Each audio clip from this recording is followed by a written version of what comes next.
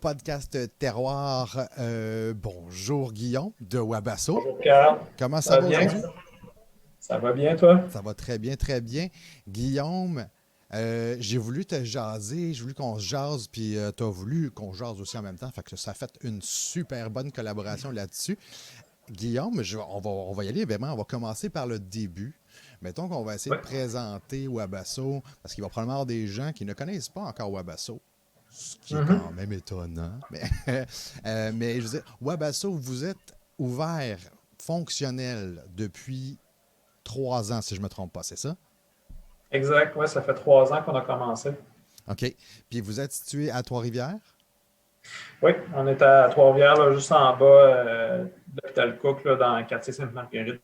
OK. Puis quand vous avez démarré la distillerie, qu'est-ce que vous aviez exactement dans le fond de la pensée, dire, nous, on va se partir une distillerie, puis ça va être vraiment pour faire ça? Y avait-il un objectif précis? Euh, ben, dans le fond, là, c'est vraiment la rencontre de deux esprits, là. Moi puis Maxime, on est quand même assez complémentaires. Lui, Maxime, dans le fond, à la base, voulait partir une microbrasserie, mais le marché était quand même assez saturé. Puis il est arrivé avec le plan d'affaires de la distillerie Wabasso. Puis moi, j'ai regardé ça. Puis moi, je suis un amateur de spiritueux depuis plusieurs années, un amateur de scotch, de whisky.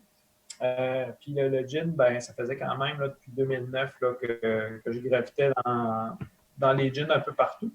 Puis je trouvais que ça faisait du sens. C'était l'air du temps aussi. Il faut se rappeler qu'en 2017, il y avait juste 14 microdistilleries au Québec qui étaient ouvertes. Et puis c'était vraiment le moment de démarrer la microdistillerie, je pense, à Trois-Rivières. Donc, avec notre plan d'affaires, notre financement, tout ça, puis avec notre petit alambic en cuivre, on a commencé à faire nos tests pendant à peu près un an. OK, quand Développé même. de 2017 à son lancement en 2018. Puis à travers ça, bien entendu, il y a tout l'aspect législatif qui est autour de l'octroiement du permis, que ce soit au provincial ou au fédéral. Fait que ça a été un projet de longue haleine pour sortir notre premier bébé. Puis ben, c'est ça, là, dans le fond, au mois de mai 2018, on a été capable de fournir à la SAQ notre première cargaison de gin Wabasso. Wow. Puis c'est vraiment c'est un travail d'équipe, là, on s'entend. Il y a la partie technique, mais la partie aussi qui est un petit peu plus artisanale, qu'il faut vraiment bien travailler. Puis vu qu'on travaille aussi avec des aliments qui sont sauvages, c'est important de trouver les bons fournisseurs aussi. C'est pas, les gens oublient souvent ça, mais c'est de travailler avec les artisans du coin, mais aussi avec les cueilleurs sauvages, avec les fournisseurs dès le jour 1 pour avoir justement une qualité qui continue dans le temps aussi. Ouais, c'est ça. Donc, faut C'est que ça reste quand principalement même ça. un produit constant aussi, quand même. Exact. La première année, en fait, c'est justement de trouver les bons partenaires, les bons fournisseurs, les bonnes recettes, essayer, jusqu'à temps qu'on arrive avec notre recette qu'on a dit, OK, wow, on a quelque chose de différent, on a quelque chose qui va faire au palais des amateurs de gin sans être quelque chose qu'ils ont déjà goûté. Puis, c'est Ouais. vraiment l'objectif. Gros défi quand même, ça, justement Oui, d'arriver avec quelque chose qu'ils n'ont jamais goûté parce que, ben, surtout là aussi en ce moment, j'imagine que quand on développe des nouveaux produits, c'est ce qu'on essaye de faire, de trouver quelque chose de complètement différent parce qu'il commence à en avoir de plus en plus, ce qui est très cool aussi, ce qui est vraiment cool. oui, Mais ça oui. ouvre un défi supplémentaire, j'imagine. Clairement, parce que là, comme on dit en bon français, il faut battre la trail. Mais c'est ça, l'objectif derrière chacun de nos produits, c'est d'avoir une démarche, puis d'avoir vraiment une histoire derrière chacun de nos produits. Les gens, s'ils veulent en savoir un peu plus, qu'ils grattent, ben, ils comprennent un peu plus le produit. C'est ça qui est intéressant maintenant, c'est qu'il y en a pour tous les goûts. Ouais. Mais en bout de ligne, quelqu'un qui aime le produit va en savoir plus, puis veut savoir aussi c'est quoi qui est derrière chaque produit qui est élaboré. Puis en faisant ça, ben, on s'assure justement d'avoir notre authenticité puis notre caractère artisanal qu'on veut garder au fil des années. Très cool. Écoute, je vais ouvrir. J'ai une bouteille de Bourgeon. J'ai une bouteille de Wabasso. Bourgeon, j'avais déjà Mm-hmm. goûté. Wabasso, je n'avais pas goûté. L'ordre, si je ne me trompe pas, c'est de commencer par le Bourgeon, c'est ça? Oui, pour le petit côté sucré, il y a 24 d'alcool dedans. Donc, c'est vraiment ce qui est à essayer en premier lieu. Si on fait une dégustation, là, Je vais Comme faire ça, dans le fond, je vais faire une dégustation, justement. Parce que c'est bon. je vais être Parfait. même très franc et sincère. Moi, le bourgeon, j'y ai goûté une fois. Et le goût venait pas nécessairement me chercher, mais je crois qu'il y a une raison particulière. Des fois, on goûte, on n'est pas toujours. Puis moi, j'ai un gros fervent de dire que c'est très émotif, les dégustations. Donc, je ne pense pas que j'étais dans un super mood quand j'y ai goûté. Fait que déjà là, ça aide jamais les choses. Mais Non. j'aimerais ça que pendant que je vais me le verser, j'aimerais ça que tu me le décrives parce que là, moi, je veux goûter aux produits vraiment purs. Mais après ça, j'ai un cocktail que j'ai vu sur vos réseaux sociaux que là, je me suis pris toutes les affaires pour le faire, puis je veux pouvoir le faire puis le goûter en ondes. Excellent. Fait que parle-moi un peu du bourgeon. Qu'est-ce qu'on retrouve? Moi, je vais te dire tout de suite, quand j'y ai goûté, la première fois que j'y ai goûté, je trouvais que ça goûtait comme le verre, si tu veux, tu sais, le verre au niveau chlorophylle, etc., puis tout ça. Puis Ouais. probablement que ça m'a dérangé, on s'entend, dans le sens que ce qu'on est habitué, tes produits de gin érable, c'est quelque chose qui est sucré. Exact. Et là, avec le bourgeon, si je ne me trompe pas, on n'est pas nécessairement dans le gros sucré. Non, exactement. Dans le fond, Bourgeon, c'est un exercice de style. Nous, dans le fond, ce qu'on voulait faire, c'était de démontrer qu'on était capable de valoriser l'érable au-delà du sucre. C'était ça aussi notre travail, en fait. C'est que Max est allé lié à la Fédération des agriculteurs québécois, voir qu'est-ce qui se passait dans le milieu. Puis on s'est rendu compte qu'il y avait un type de sirop d'érable qui était sous-utilisé et qui avait de la misère à valoriser, qui est le sirop de bourgeon. Le OK. sirop de bourgeon, c'est quoi? C'est le sirop d'érable qui est fait en fin de saison, où est-ce que les bourgeons commencent à pousser dans l'érable. Ça donne un petit côté un peu plus boisé, un petit peu plus vert au sirop d'érable, mais ça rajoute une dimension aussi au niveau du goût. C'est pas juste le sucre que tu vas aller chercher, tu vas aller chercher un petit côté boisé.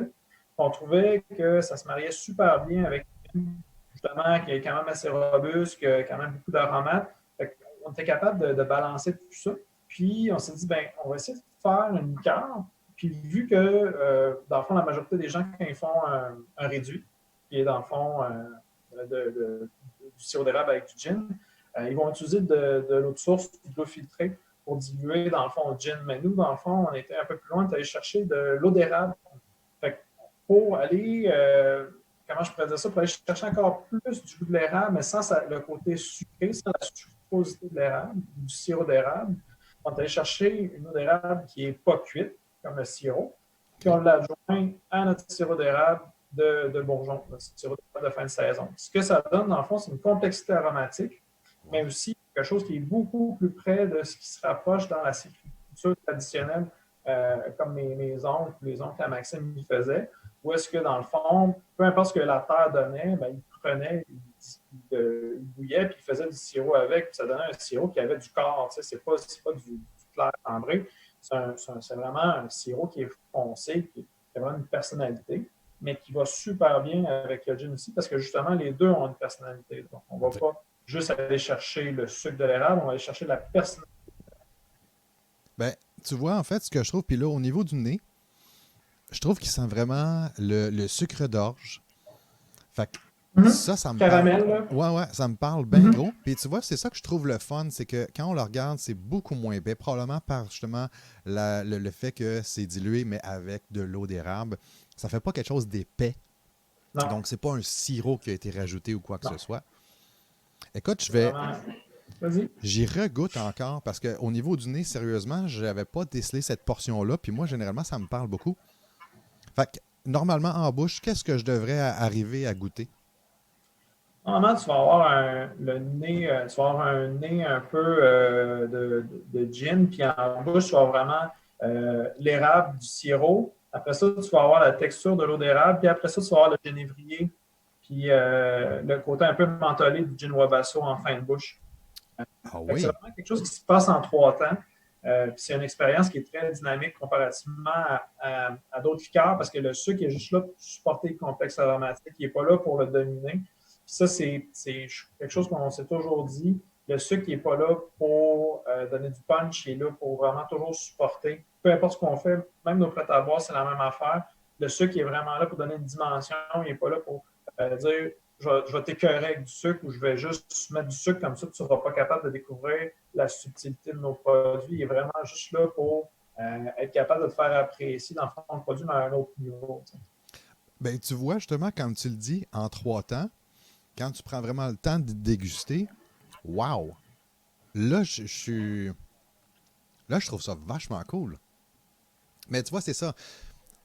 Moi, on vient de le prouver encore une fois, là, puis ça, j'aime bien ça quand ça arrive, là. C'est que les moments où est-ce que tu dégustes quelque chose puis que tu n'aimes pas ça, réessaye-le à un moment donné. Réessaye-le dans Ouais. une autre dynamique, dans une autre dimension, puis ça fait vraiment quelque chose de différent parce que sérieusement, c'est vachement cool de goûter ça de cette façon-là. Très Ouais. cool. J'aime beaucoup. Ben, merci, Carl. Ouais, vraiment. Fait que, Je veux juste rajouter une ouais, petite note là-dessus. Dans le fond, c'est souvent ça. Il y a des liqueurs qu'il faut prendre le temps de les déguster. Nous, dans le fond, notre optique, c'était vraiment dans le même style que les Pénépis qui viennent de la Côte d'Azur ou en Alpes. C'est vraiment une complexité aromatique. Puis, dans le fond, ton gin, il vient complémenter ton érable et vice-versa. Ce n'est pas quelque chose que tu as besoin de caler. Puis c'est toujours la même chose. Nous, c'est toujours dans une optique de dégustation, non dans une optique de consommation. Puis ça, c'est chaque personne arrive à ce niveau-là à un moment donné dans sa vie où est-ce que tu passes de je consomme des spiritueux à je déguste des spiritueux. ouais, Puis c'est correct parce que dans le fond, ça prend du temps. Parce qu'il faut apprécier, il faut comprendre comment ça fonctionne un spiritueux. Puis, tu sais, tu vas goûter au gin Wabasso, tu vas avoir goûté beaucoup de spiritueux dans le cours des dernières années. Puis tu vas comprendre qu'à un moment donné, tu sais comment euh, dompter le spiritueux, comment le goûter, comment l'apprécier, mais ça prend du temps parce que c'est pas quelque chose qui est inné. Là. Ça reste quand même des alcools qui sont en haut de 17%, fait qu'on va goûter à l'alcool, c'est sûr et certain. ben oui, puis souvent, c'est ça que les gens ont peur aussi, en fait, c'est que ils disent, ben là, c'est bien trop fort, je goûte rien. Mais de prendre vraiment le temps de le boire, parce que tu vois, j'ai déjà connu dans mon ancienne vie quelqu'un qui me faisait faire des dégustations de sirop d'érable. Puis on Ouais. s'entend, ça pourrait être vraiment que les gens pourraient dire ben, c'est fou, oublie ça, c'est bien trop sucré. Non, non, mais quand tu prends le temps de, justement, dans un petit Mm-hmm. verre, de déguster, puis de voir, essayer de déceler les choses, hey, t'es pas à la même place, là. Non.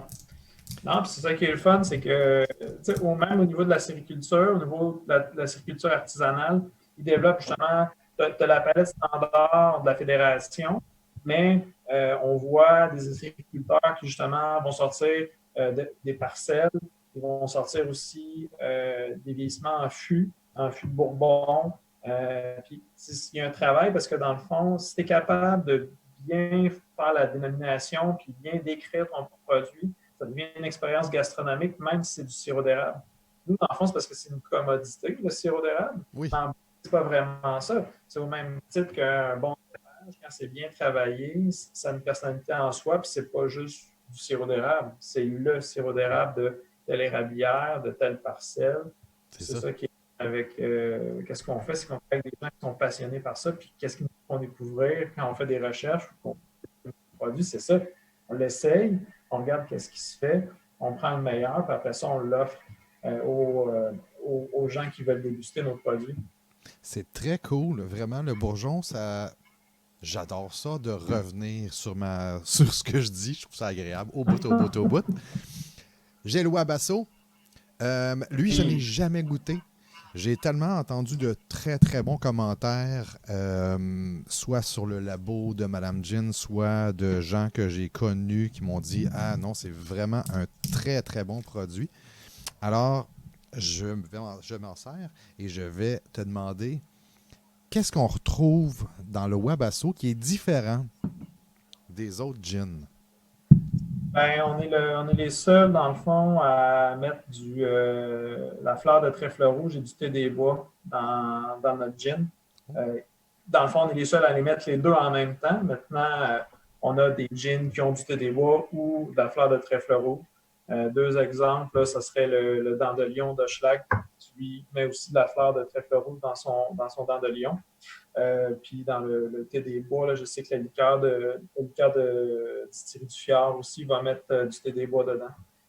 Donc, c'est deux aromates qui, ensemble, sont spécifiques au Wabasso, mais maintenant, on peut essayer différents autres gins, mais c'est vraiment ce qui a fait nous a fait notre démarquer, c'est qu'on utilise des bois sauvages, cueillis dans la région un peu partout. Oh! Euh, Puis la fleur de trèfle rouge, c'est la même chose. Donc, ce que ça fait, ça vient chercher ce que tu sens, le petit côté un peu sucré, c'est la fleur de trèfle rouge. Euh, L'analogie qu'on peut faire, si les gens n'ont jamais mangé de fleur de trèfle rouge, c'est le miel.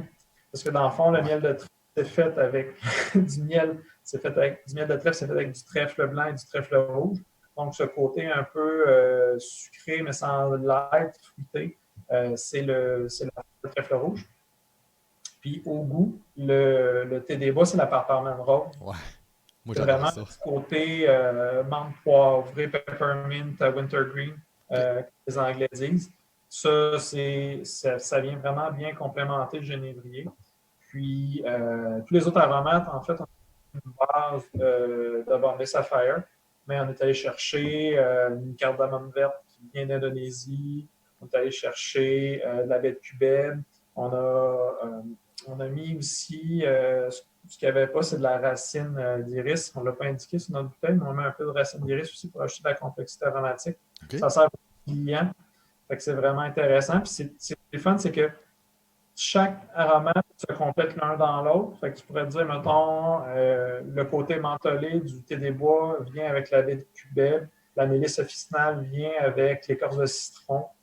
Le génévrier, lui, il va aller se faire complémenter avec la racine d'angélique, et ainsi de suite. Puis, c'est ça qui est vraiment trippant, c'est que les aromates se mélangent entre eux, ce qui fait que tu vas avoir des notes qui vont sortir à un moment donné au Ouais. niveau de la mais pas tout le temps en même temps. Fait que c'est ça qui fait que c'est un bon gin, c'est que c'est pas juste unidimensionnel, c'est pas juste un goût, on a des dominantes, mais ils viennent quand même supporter le restant du complexe organoleptique. Là. Fait que, c'est quand même très complet comme gin. C'est ça qui nous a fait triper, moi et Max, c'est que c'était pas juste le génévrier ou juste l'écorce de citron ou juste ça. C'est vraiment quelque chose qui va vivre, qui va, dans le fond, chanter sa propre chanson. Puis, je pense que c'est pour ça que les gens l'aiment aussi. Là. Ça reste un gin qui est quand même assez dynamique, même si c'est un London Dry typique. Là. Oui. On Mais moi, ce que je trouve le fun, c'est que, tu sais, souvent, on va ouvrir des fois des spiritueux, puis souvent aussi, quand on les ouvre pour la première fois, on a une grosse, forte odeur d'alcool qui rentre au nez. Ouais. Et il n'y a pas ça avec le Wabasso. J'ai pas de, tu sais, genre, je ne sens pas une pouffée d'alcool. J'ai l'impression que pour moi, ça veut. Puis je veux dire, je suis en zéro un spécialiste. Mais pour moi, ce que ça me dit, c'est que c'est bien balancé au niveau de la macération, c'est que c'est pas l'alcool qui prend le dessus par-dessus tout. Là. Ça sent Ouais. vraiment. On sent les aromates, on sent un fond d'alcool, parce qu'on s'entend que c'est quoi? C'est 41%. 41,3. Donc, Ouais. il y a quand même 41% d'alcool dedans, mais Ouais. même au niveau de la bouche, c'est chaud, mais ça ne brûle pas quand ça descend.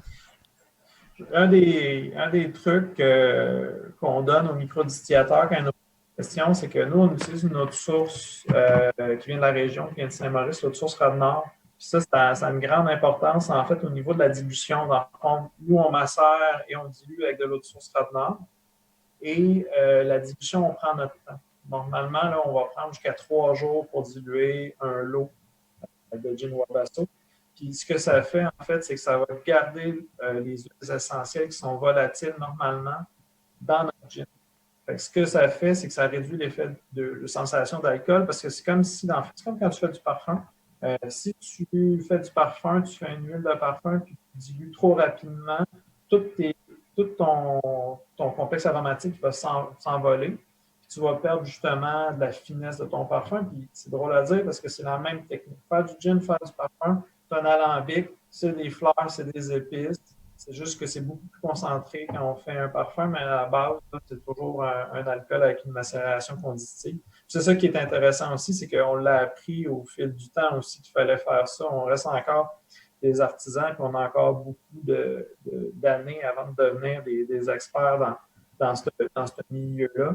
Mais on est attentif à qu'est-ce qu'on fait, puis qu'est-ce qu'on peut faire pour s'améliorer. Puis c'est ça qui fait, à mon sens, qu'à un moment donné, on va devenir des grands magistrateurs, que ce soit à la distillerie ou dans toutes les distilleries Ouais. québécoises. Ben déjà, au niveau québécois, je considère qu'on s'en vient vraiment de plus en plus solide. Ouais. Donc, Ouais. tu sais, puis tu sais, on se le cachera pas, entre distillateurs, vous n'avez pas nécessairement vous n'êtes pas en compétition tout le temps. C'est sûr que c'est de la compétition amicale, c'est le fun, c'est agréable, puis tout ça. Mais il n'y a pas, en moyenne, il n'y a pas de méchants puis de gentils là, au niveau des distilleries. Vous êtes quand même des gens qui vous connaissez, qui vous jasez, Ouais. vous vous échangez des trucs souvent aussi. Ouais. C'est important parce qu'on reste une industrie qui est jeune. Puis on est chanceux parce qu'on est sur les épaules de géants. Il ne faut pas oublier qu'avant nous, il y avait des microbrasseries, puis avant les microbrasseries, il y avait des vignobles puis des cidres. Ça marque le paysage, puis ça forme le palais. Je ne crois pas qu'on aurait pu créer des produits de ce niveau-là sans avoir une population avec un palais aussi bien développé. Puis c'est ça qui est intéressant aussi, dans le fond, c'est que on reste des artisans. Fait que c'est le fruit de notre labeur, on le fait goûter, déguster à des gens, puis si ces gens-là ne sont pas prêts ou ne sont pas rendus là, ben nous demandent d'aller plus loin, puis de nous dépasser, ça a été moins évident. Ouais. Parce que là, les gens, les gens qui sont sur les groupes Facebook, qui sont dans les médias sociaux, les gens qui achètent à la SAQ, ils sont tous là parce que justement, c'est ce qu'ils veulent, c'est un produit local québécois de qualité.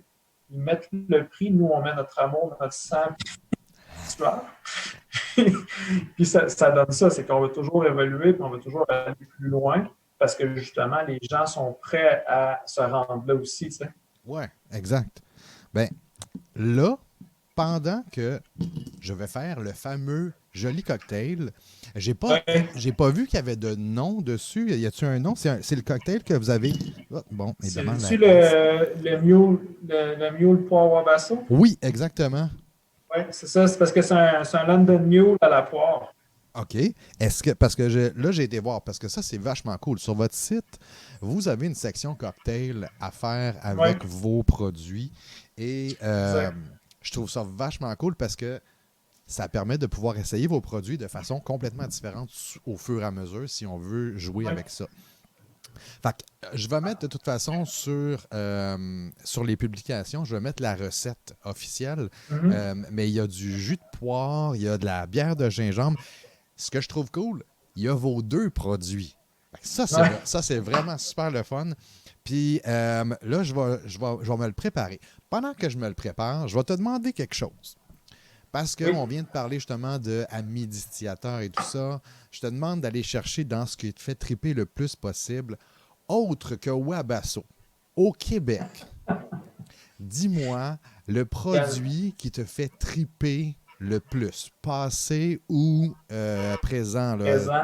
qui existe ou qui n'existe plus. Là. Mais Ah mon Dieu. Ben, je vais être honnête avec toi, Carl, il y en a quand même beaucoup. Je te dirais qu'on va commencer dans le passé, avant même que j'aie une distillerie. Un des gins que j'ai beaucoup apprécié, c'est le Tuya de Fils oui, euh, le gin avec le feuille de cèdre. Je trouve que Jonathan a fait un travail exceptionnel, puis c'est un gin qui mérite d'être connu parce que ça ressemble pas du tout au Wabasso. Mais je trouvais que le caractère boréal était vraiment bien amené. Fait que ça, dans le passé, moi, c'était un de mes référents, le gin Wabasso, pas le gin Wabasso, le gin Fia.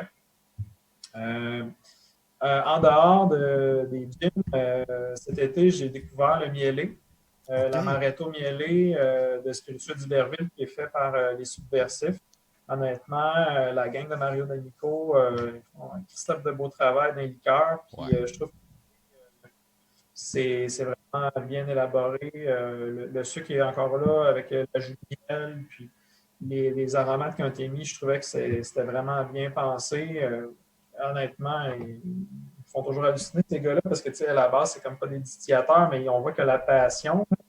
Fait que je trouvais ça vraiment cool. Puis, tu sais, mon gin de dégustation favori, probablement comme pour plusieurs personnes, ça va être le gin Menot euh, de, de Charlevoix. Ouais. Honnêtement, c'est tellement bien fait. Je suis un peu jaloux, mais les gars, ils ont mis, les autres aussi, ils ont mis beaucoup de temps, beaucoup de sueur, beaucoup d'amour dans leurs produits. Puis ça se sent, tu sais, parce en plus, c'est un challenge de plus. Eux, c'est du grain à la bouteille. Ouais. Le grain à la bouteille, c'est un challenge de plus parce que quand tu travailles ton mash et que tu fais tes fermentations, ça donne une dimension base layer à ton alcool, puis il faut que tu travailles avec ça pour qu'il y ait une harmonie avec les aromates que tu mets en macération. Fait que la gang de Menot font vraiment un travail exceptionnel. Je trouve que c'est vraiment un excellent gin. Sinon, dans les derniers gins que j'ai goûtés, le Stadaconé noir aussi, comme gin poivré. Ouais, ça a l'air que c'est délicieux. J'ai même pas eu la chance d'y Ouais, goûter encore. j'ai eu l'occasion de rencontrer les gars de Stadaconé il y a un mois. Le seul événement privé de l'année, C'est ça. en 2021. Mais vraiment, on fait vraiment une bonne job aussi avec le Stadaconé noir. Mais tu sais, je pourrais, tu sais, dans notre région, là, le Supersonic de Jeff Rowe, la distillerie du Quai aussi, je trouve que c'est un beau gin exotique, vraiment bien monté. C'est ça qui est intéressant, là, c'est que tout le monde a son style, tout le monde a une approche de dégustation qui est différente.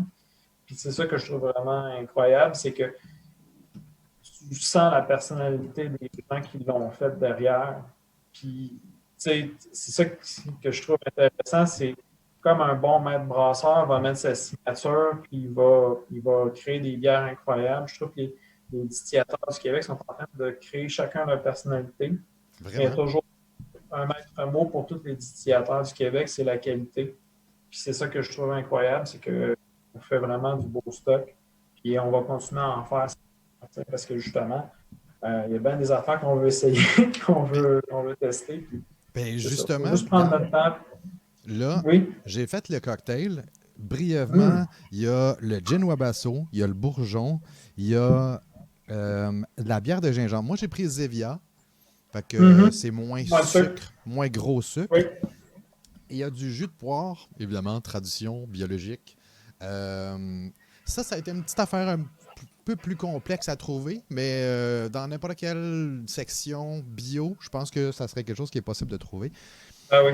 Et c'est ça, avec tout ça mélangé ensemble, là, je suis comme un petit peu énervé. Il y a un squeeze de lime. J'ai juste liché la cuillère, puis j'ai fait oh, oh, oh, oh, oh, oh. Fait que je vais m'apprêter à y goûter live. Entrez. C'est la première fois que je l'essaye, fait que je vais. Oh shit! Oh. Wow! Quel beau mix! C'est comme. Dangereux, hein? Ouais! Ouh! Oui, vraiment. Il y a tous les côtés. Mais mon Dieu, c'est drôle parce que là, il n'y a plus un des produits nécessairement qu'on goûte. Non. Spécifiquement, ça vient s'amalgamer ensemble de façon délicieuse. C'est. Ouais, effectivement, ça peut être assez dangereux. Fait que Ouais. ça, tu t'en Mais fais ça, c'est un. une recette. Je voulais juste te dire, ça, c'est une recette de Nancy's Mix, qui est, dans le fond, une photographe mixologue à Trois-Rivières. OK. Puis, elle fait vraiment des cocktails incroyables. La série que j'ai mis sur Facebook cette semaine, sur la page Facebook de la distillerie, c'est Ouais. elle qui les a fait. Wow. Puis, vraiment, elle a compris le produit, puis elle a amené ça à un autre niveau en faisant des cocktails avec une variante sur des cocktails classiques. Puis je trouve que celui-là, c'est un des meilleurs. C'est incroyablement bon. Ça rentre dans ma palette. Déjà, moi, la poire, j'adore ça. Si on mélange ça avec du Ouais. gin, puis tout le reste, c'est quand on arrive au summum de mon grand bonheur. Fait que je suis très, très, très heureux. Écoute-moi, Guillaume, petite question. Oui. Semblerait que là, on parlait justement de ce que vous vouliez faire éventuellement, mais semblerait qu'il y a un nouveau produit qui s'en vient chez Wabasso. Oui, oui, oui, oui. Est-ce qu'on peut Pas savoir un beaucoup. peu qu'est-ce qu'il y en est? Ben là, ça s'en vient tranquillement pas vite. Là. On va sûrement l'annoncer au mois de novembre. OK. On a travaillé dessus. On ne sort pas beaucoup de produits, nous. Ça va être notre troisième spiritueux là, en 3 ans. OK, donc on sait déjà c'est un spiritueux. Oui, oui. Ensuite, Puis, c'est ça, là. Ça va être un bon spirit. Je vais laisser ça de même. Euh, OK, mais on va avoir l'occasion de s'en parler là, quand on va avoir. Quand on va sortir, puis tranquillement, pas vite l'annoncer. ça va se Mais propager un peu plus. Fait qu'on garde le c'est ça, secret. exactement. Mais on va garder ça secret pour l'instant, mais on va s'en parler d'ici le temps des fêtes, je te jure. OK, fait que ça sort avant le temps des fêtes. Oui, OK, super, excellent. Écoute, vraiment, Guillaume, je suis super content parce que justement, j'avais mon petit côté bourgeon que je voulais développer. Je voulais vraiment qu'on en jase puis que tu puisses m'amener ailleurs. Puis je trouve ça intéressant parce que je sais que j'ai vu des commentaires de d'autres personnes qui c'était un peu la même situation. Ou est-ce que s'ils partent évidemment comme avec l'idée que on le met pas, on le bâche pas, mais que c'est un sortilège, on n'est pas à la même place ouais. pantoute, pantoute. Non, pas du tout. Fait que je suis super content, vraiment content d'avoir goûté le gin. Je trouve ça vraiment intéressant, le fait que ce soit quelque chose de très, très, écoute, doux à la limite, d'une certaine façon, mais tout en réchauffant. Je trouve ça hyper agréable, c'est bien balancé. Le cocktail, écoute, je te jure, c'est probablement quelque chose qui va me rester. Le jus de poire va rester un peu sur ma liste d'épicerie à chaque mois environ pour pouvoir me faire de ce cocktail-là. C'est super bon. Je te remercie beaucoup de ton temps. J'ai vraiment hâte Ça fait plaisir. qu'on puisse se rejaser pour votre nouveau produit. On s'en jase là, mi-novembre ou quelque chose comme ça. On regardera justement Ouais. peut-être pour s'en jaser à travers le podcast encore une fois. Ah oui, Donne un gros high five à Maxime parce que vous faites du c'est super clair. de beau travail, vraiment. Ben, C'est merci. génial ce que vous faites. Et j'imagine que ça Ben aide oui, beaucoup à faire rayonner la région. Donc, ça aide à tout le monde en même temps. Fait que félicitations, félicitations, félicitations. merci beaucoup, Carl. Je Puis, te ben remercie. écoute, de se rejaser autour d'une nouvelle bouteille. Yes, sir, avec grand plaisir. Un gros merci. Je te souhaite une Ça super fait belle fin de plaisir. journée. Merci, Toi Guillaume. aussi. Fais attention à toi, là. Yes.